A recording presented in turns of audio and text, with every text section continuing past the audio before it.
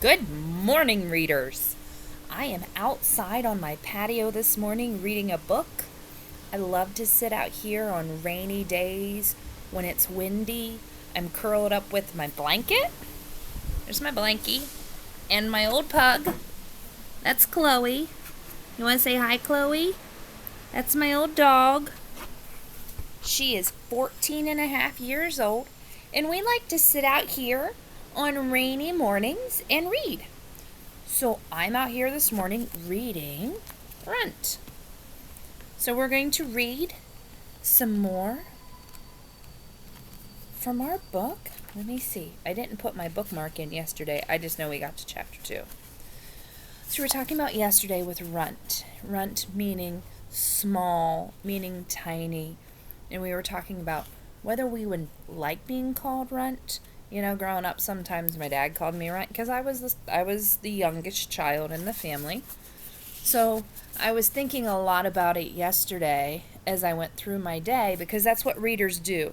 Readers think about what they're reading, and they try to, make connections with their real world and what's happening in their life. So as I was reflecting on the word Runt, I thought, you know what, that could also have some love and meaning in it as well. So let's continue to learn more about this small, tiny wolf. For the next few weeks, Runt and his brothers and sisters emerged slowly into the world of scent and sight and sound. Their eyes opened. Teeth popped out through their pink gums.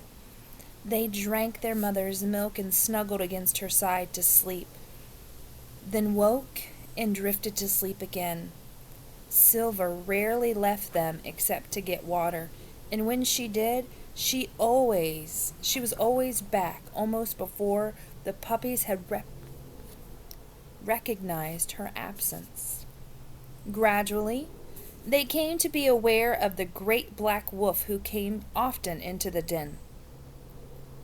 He brought with him the rich scent of meat he carried in his mouth for her mother. But the pups weren't interested in meat yet. Gradually, too, as they crawled over the pile of fuzzy bodies to reach milk and warmth and the comforting caress. Ooh, sometimes, again, a tip for readers, sometimes you have to go back and reread so it makes sense. So let me reread this sentence. Sorry, readers. Gradually, too, as they crawled over the pile of fuzzy bodies to reach milk and warmth and the comforting caress of their mother's tongue, they began to notice one another. So just to clarify, those fuzzy bodies, that's each other. Because there was 5 puppies in the litter, right? 5 pups. 5 wolf pups, so they're crawling over each other to get to their mother. They went from crawling to wobbling along on uncertain legs to pouncing, and they grew, their bellies constantly round and tight with milk. They doubled or tripled their weight in a week, tripled again in 3 weeks. Runt grew too, of course, but he still remained the smallest, much smaller even than his 2 sisters. When the game was wrestling, he ended up on the bottom of the heap. When 2 competed for the same, he was always pushed aside. Still, he accepted his inferior size without question, as infants will. He accepted his name too. His mother spoke it softly, with musical tones.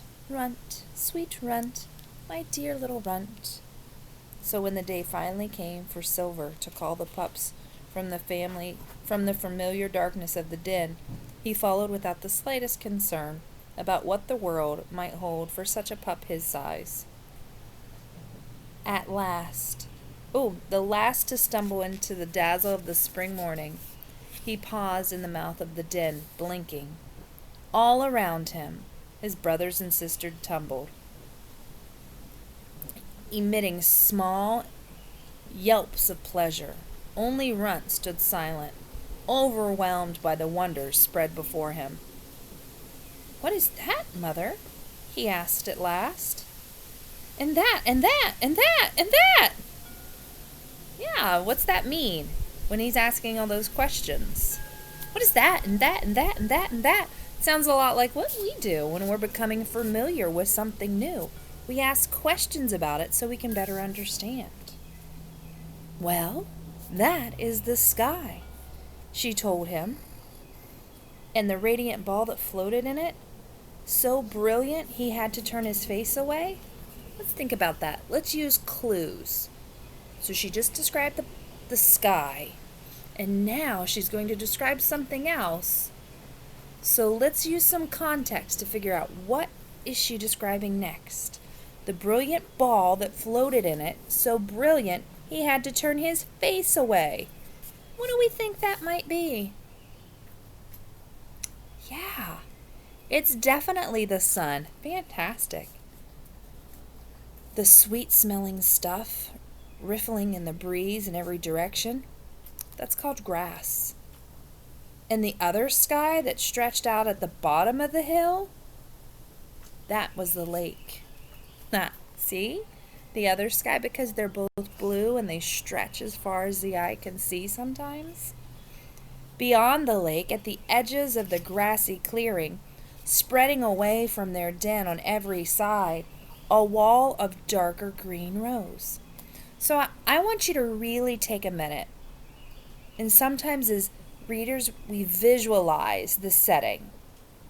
Do we remember what a setting is? Where a story takes place. Fantastic. So setting can be more than just where it's taking place. It can be the time it's taking place.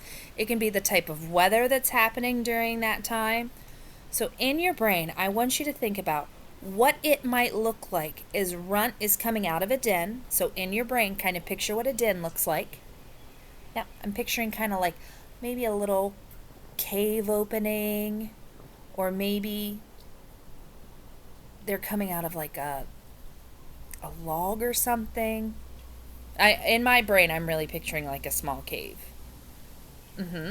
So we've got that in our brain. And then above them, we know the type of weather it is. Yeah, because the book told us the type of weather it is, because it's a blue stretching sky and there was a brilliant sun. So I'm visualizing it. You got this too? Yep. So we've got the cave, we've got the sky, we've got the brilliant sun. And below the sky, at the bottom of the hill, so there's kind of like a hill down. See how I'm kind of drawing a picture in my brain? And then there's a lake that stretches across, and then I'm visualizing some grass in between the sky. There's the sky, the grass, the lake at the bottom of the hill. So I've got a really clear picture in my brain of what I think the setting looks like. Can you draw me a picture of that setting and share it on Dojo? I would love to see what you're visualizing. All right, so coming back to the story. Oh, and there's some more things we'll be able to include in our picture and our drawing. Beyond the lake, at the edges of the grassy clearing, spreading away from their den in every direction, a wall of darker green rose. Trees, Silver explained. The trees held up the sky and floated upside down in the sky lake, and whispered to one another as the wind stirred through them, much like the wind today. The pups are here, Runt thought as he said to himself. See, the new wolf pups are here. And overlooking it all, reigning, the great black wolf who Runt had come to know as his father. King lay on a slab of rock above the mouth of the den. Yep, so that kind of goes back to that cave. So it's kind of an overhanging cave. And there's the black wolf with the star on his chest that looks just like Runt. And then here's the cave opening, the den. And the den kind of has a downhill. And at the downhill is the lake. And there's the grass and the trees and the sky and the sun. I would love to see your drawing. So if you would care to share that with me, that would make my heart so happy. His golden gaze took in each of his pups in turn. They are mine, those eyes said. Never forget that you are mine. Runt's entire body warmed with pleasure. How could he ever forget? How could he be anything but grateful for the gift of his father's world? He had long understood that his father came and went from the place beyond the warm den, and he and his littermates shared with their mother. But he had never imagined King's world to be anything more than another den, perhaps deeper and darker than the one he knew. He hadn't guessed that it had contained other wolves. 2 yearlings, a tan male and a silver female, approached the pups. "I am your brother, Helper," said the male, bowing with his front legs outstretched. "Your sister, Hunter," the female announced. Then they danced round the pups. So here are all the pups that we know about so far from Silver and King. There is Leader, Runner, Sniffer, Thinker, Hunter, Helper, and Runt. And remember, they named all of their pups after their special gifts and abilities, except for Runt, because they don't know his yet. Welcome, welcome to our world. Leader, Runner, Sniffer, Thinker, Runt, called a low voice from the surrounding forest. "The trees!" Runt cried. "They talked too! They welcomed us!" Hunter laughed. "That welcome comes from our friend Owl," Helper explained gently. "He often answers our songs." "Owl? Oh, friend Owl?" Runt repeated, looking fondly at his brother. The glossy black creature came floating down from the sky and landed in the midst of the pups. "Are you Owl?" Runt asked, suddenly shy beneath the bird's bright eyes. "Of course not," the creature replied, fluffing his feathers. "I am Raven." "And who might you be?"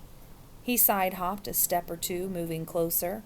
There wasn't much Runt knew in this unfamiliar world, but he was certain of his name. Nonetheless, his tongue seemed to freeze under the stranger's intense scrutiny. Raven strutted. Yep, see? Even adults have to stop, think, sound it out. Strutted around the speechless pup, examining him from every side. "You are small, aren't you?" he said at last. "Smaller than the rest, but still..." Now I'm having to take a look at my time here because this is a bit of a longer chapter, and I have spent a lot of time this morning thinking about the setting.